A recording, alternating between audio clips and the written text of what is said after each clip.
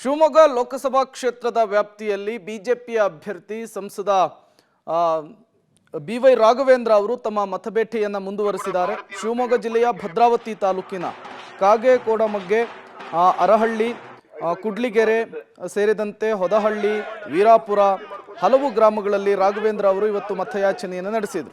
ಮೋದಿ ಮತ್ತೊಮ್ಮೆ ಪ್ರಧಾನಿ ಆಗಲಿಕ್ಕೆ ಹಾಗೂ ಶಿವಮೊಗ್ಗ ಜಿಲ್ಲೆಯ ಅಭಿವೃದ್ಧಿಗೆ ಬಿಜೆಪಿಯ ಅಭ್ಯರ್ಥಿ ರಾಘವೇಂದ್ರ ಅವರನ್ನು ಗೆಲ್ಲಿಸುವಂತೆ ಮತದಾರರಲ್ಲಿ ಮನವಿಯನ್ನು ಮಾಡಿಕೊಂಡರು.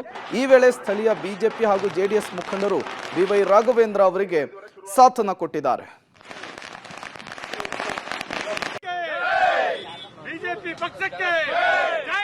ಇಡೀ ಪ್ರಪಂಚ ಭಾರತದ ಒಂದು ಗೌರವವನ್ನ ಹೆಚ್ಚಿಸಿರೋದು ನಿಮಗೆಲ್ಲರೂ ಕೂಡ ಗೊತ್ತಂತ ವಿಚಾರ. ನಾವೆಲ್ಲರೂ ಕೂಡ ಭಾರತೀಯರು ಅಂತ ಹೇಳ್ಕೊಳ್ಲಿಕ್ಕೆ ಹೆಮ್ಮೆ ಪಡುವಂತ ಒಂದು ವಾತಾವರಣ ಸೃಷ್ಟಿಯಾಗಿದೆ. ಸುಮಾರು 25 ನಮ್ಮ ಇಸ್ಲಾಮಿಕ್ ರಾಷ್ಟ್ರಗಳು ಆ ದೇಶದ ಒಂದು ಸರ್ವಶ್ರೇಷ್ಠ ಪ್ರಶಸ್ತಿಯನ್ನ ಸನ್ಮಾನಿಸಿದ ನರೇಂದ್ರ ಮೋದಿಜಿಯವರು ಕೊಟ್ಟಿದ್ದಾರೆ.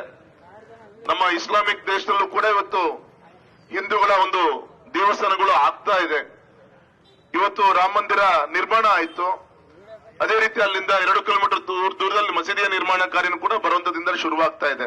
ಇಡೀ ಪ್ರಪಂಚ ಭಾರತದ ಒಂದು ಗೌರವವನ್ನ ಹೆಚ್ಚಿಸಿರೋದು ನಿಮಗೆಲ್ಲರೂ ಕೂಡ ಗೊತ್ತಂತ ವಿಚಾರ. ನಾವೆಲ್ಲರೂ ಕೂಡ ಭಾರತೀಯರು ಅಂತ ಹೇಳ್ಕೊಳ್ಲಿಕ್ಕೆ ಹೆಮ್ಮೆ ಪಡುವಂತ ಒಂದು ವಾತಾವರಣ ಸೃಷ್ಟಿಯಾಗಿದೆ.